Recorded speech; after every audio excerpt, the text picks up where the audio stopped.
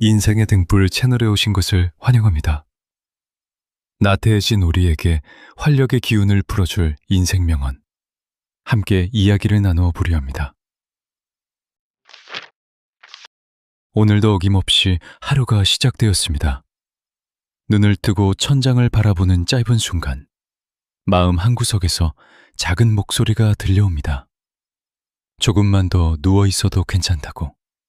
오늘 할 일은 내일로 미루어도 늦지 않다고 속삭이는 그 목소리입니다. 누구나 한 번쯤은 이런 아침을 맞이합니다. 몸은 무겁고 마음은 게으름에 잠식되어 아무것도 시작하고 싶지 않은 날이 분명히 찾아옵니다. 어제 세워두었던 계획은 흐릿해지고 해야 할 일들은 점점 더 멀게만 느껴지며 그렇게 하루가 또 흘러가 버리는 경험을 누구나 해보았을 것입니다. 그런데 가만히 들여다보면 이 게으름이라는 감정은 어느 시대, 어느 나라에도 빠짐없이 존재했던 아주 오래된 적이었습니다. 시대를 거슬러 올라가 보면 동양과 서양을 가리지 않고 수많은 사람들이 바로 이 게으름과 싸워왔고 그 싸움 속에서 얻어낸 깨달음을 말과 글로 후대에 남겨두었습니다. 그들의 목소리를 하나씩 따라가다 보면 결국 나태함이라는 늪에서 빠져나오는 길이 그리 멀지 않은 곳에 있다는 사실을 깨닫게 됩니다. 게으름이라는 감정은 단순히 의지가 약해서 생기는 것이 아니라 인간이라면 누구나 타고난 본능에 가까운 것이기도 합니다. 몸은 본능적으로 편안함과 휴식을 추구하기 때문에 별다른 자극이 없으면 자연스럽게 가장 쉬운 길을 선택하게 됩니다. 그러나 그 편안함에 너무 오래 머물러 있으면 해야 할 일들은 쌓여만 가고 마음은 점점 더 무거워지게 됩니다. 그래서 옛사람들은 이 본능적인 게으름을 이겨내기 위해 저마다의 방법으로 스스로를 다잡는 길을 찾아냈습니다. 지금부터 그 지혜들을 하나씩 따라가며 오늘 하루를 다시 일으켜 세우는 힘을 함께 얻어보려 합니다. 조선 후기의 큰 학자였던 다산 정약음은 전라도 강진의 유배지에서 두 아들에게 여러 통의 편지를 보냈습니다. 그 편지 속에서 그는 자신이 아들들에게 물려줄 수 있는 유산이 넓은 밭이나 값진 보물이 아니라 단 두 글자뿐이라고 말했습니다. 그 두 글자는 부지런함을 뜻하는 근과 검소함을 뜻하는 검이었습니다. 그는 이 두 글자가 좋은 밭이나 기름진 땅보다도 나은 것이며 평생을 써도 다 닳지 않을 재산이라고 덧붙였습니다. 부지런함이란 무엇인지 그는 구체적으로 풀어 설명했습니다.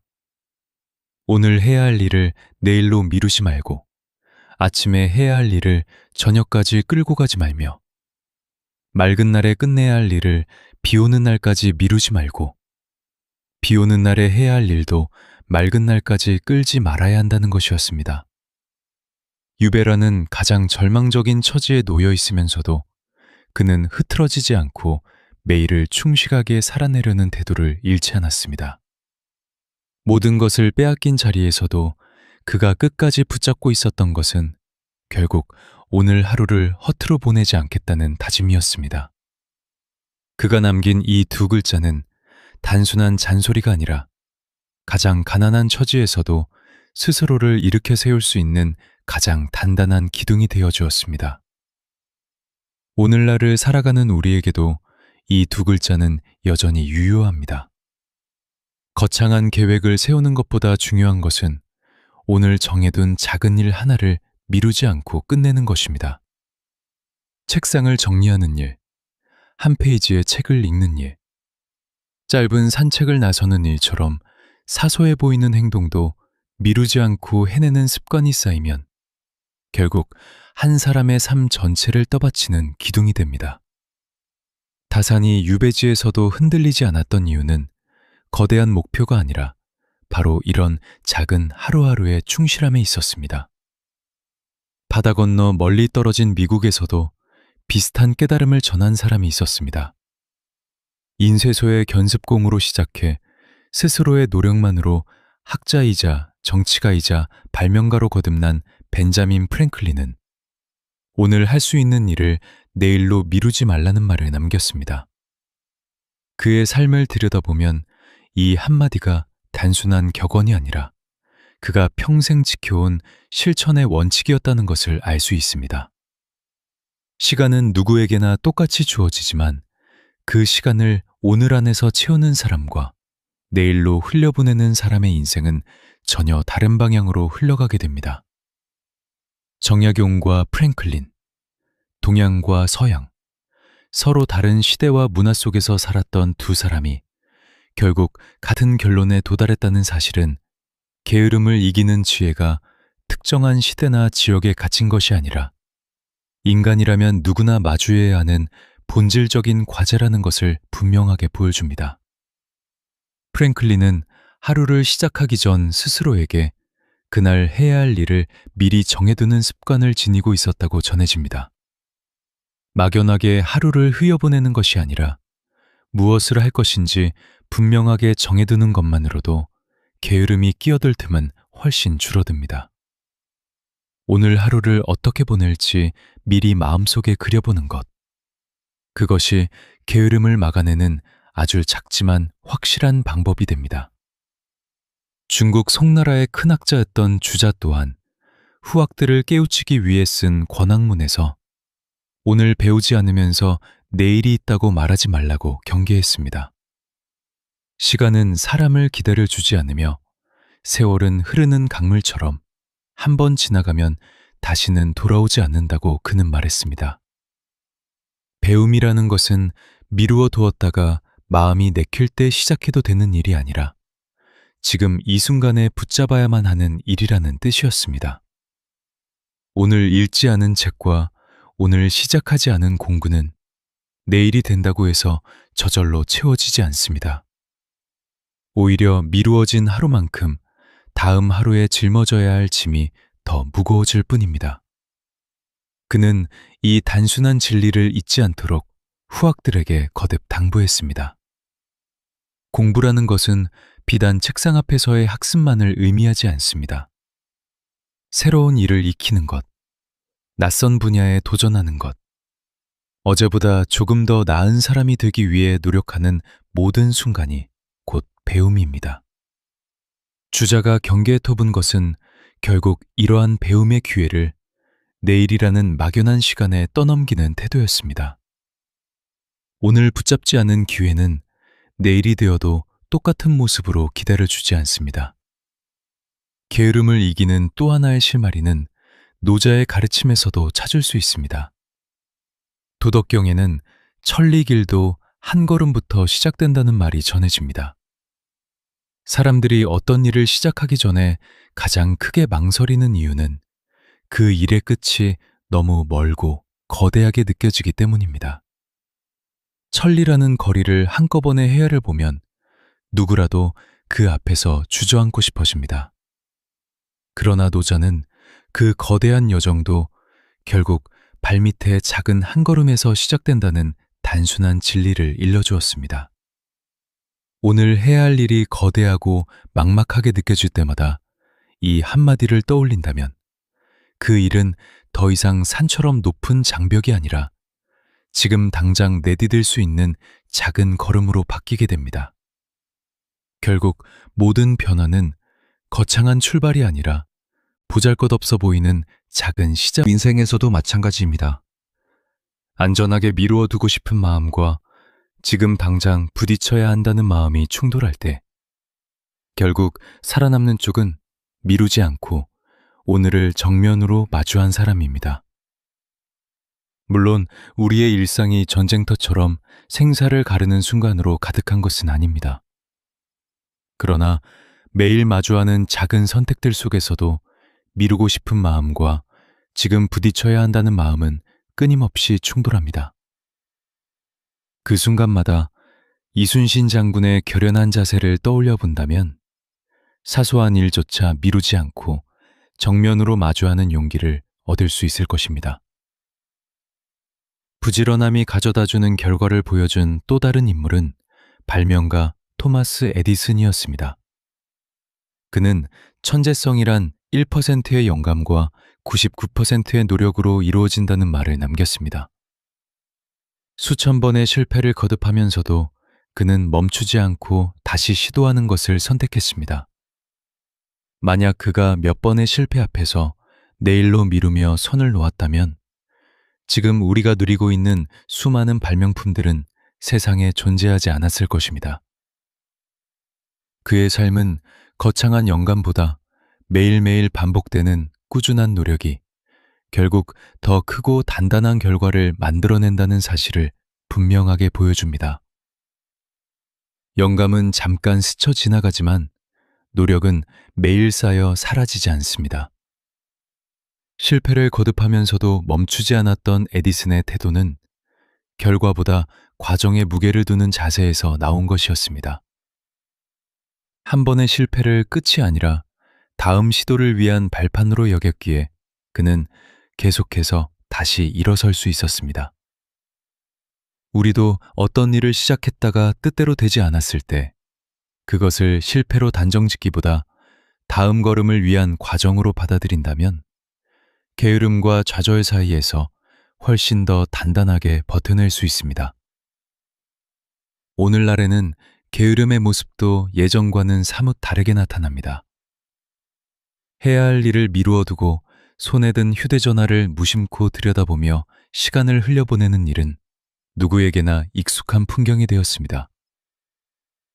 잠깐의 휴식이라고 생각했던 시간이 어느새 1시간, 2시간으로 늘어나 버리는 경험은 누구에게나 한 번쯤 있을 것입니다. 옛사람들이 경계했던 게으름의 본질은 지금도 변하지 않았지만 그것을 부추기는 환경은 훨씬 더 정교해졌습니다. 그럴수록 오늘 해야 할 일을 미루지 않겠다는 다짐은 더욱 의식적으로 되새겨야 할 필요가 있습니다. 자기계발의 고전을 남긴 나폴레온 힐은 미루는 버릇이야말로 가장 위험한 도둑이라고 경고했습니다. 이 도둑은 돈이나 물건을 훔쳐가지 않습니다. 대신 사람에게 주어진 가장 소중한 자산인 시간과 기회를 조용히 훔쳐갑니다. 오늘 시작했더라면 이미 끝나 있을 일들이 내일로 또 다음 주로 결국 영원히 시작되지 못한 채로 남겨지는 경우가 너무나 많습니다. 미루는 습관이 무서운 이유는 그것이 한 번의 큰 손실로 끝나지 않고 매일매일 조금씩 인생의 가능성을 갉아먹기 때문입니다. 도둑맞은 시간은 다시 채울 수 없으며 그렇게 빠져나간 시간만큼 인생은 조용히 줄어들게 됩니다.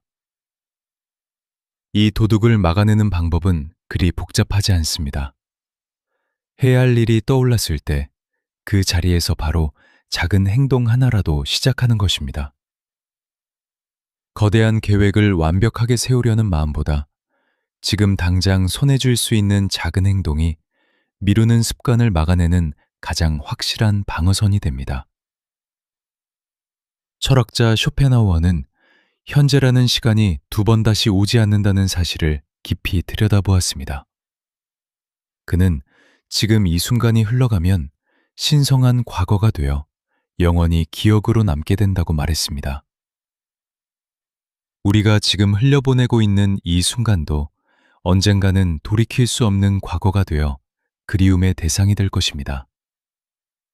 그렇다면 지금 이 순간을 게으름과 망설임으로 채우는 것이 얼마나 아까운 일인지 다시 한번 생각하게 됩니다. 인생은 결국 지금이라는 순간들이 쌓여 만들어지는 것이며 그 순간을 어떻게 채우는가에 따라 한 사람의 인생 전체의 빛깔이 달라집니다. 지나간 시간을 후회하기보다 지금 이 순간을 어떻게 보낼 것인가를 고민하는 것이 훨씬 더 가치 있는 일입니다. 많은 사람들이 먼 미래의 행복을 위해 지금의 시간을 아무렇지 않게 흘려보냅니다. 그러나 쇼펜하우어가 말했듯 지금이라는 시간은 다시 돌아오지 않으며 언젠가는 그리워할 과거가 됩니다. 먼 미래만을 바라보며 오늘을 소홀히 흘려보내는 것이 아니라 지금 이 순간에 정성을 들이는 태도가 결국 후회 없는 인생을 만들어가는 길이 됩니다. 마지막으로 떠올리게 되는 인물은 안중근 의사입니다. 그는 위순 감옥에 갇혀 죽음을 앞둔 순간에도 하루라도 책을 읽지 않으면 입속에 가시가 돋는다는 글을 남겼습니다. 언제 형장으로 끌려갈지 모르는 극한의 상황 속에서도 그는 배움을 멈추지 않았습니다. 보통 사람이라면 모든 것을 놓아버릴 법한 그 순간에도 그는 하루하루를 헛되이 흘려보내지 않으려는 자세를 끝까지 지켰습니다. 그의 마지막 모습은 게으름이란 결코 환경이나 상황 때문에 생기는 것이 아니라 결국 스스로의 마음가짐에서 비롯된다는 것을 가장 분명하게 보여줍니다. 죽음을 눈앞에 두고도 손에서 책을 놓지 않았던 그 모습은 시간이 얼마나 남았는지와 상관없이 오늘을 충실히 살아야 하는 이유를 말없이 보여주고 있습니다. 그가 남긴 글귀는 단순히 책을 읽으라는 권유가 아니라 죽음이라는 가장 극단적인 한계 앞에서도 스스로를 갈고 닦는 일을 멈추지 않겠다는 의지의 표현이었습니다.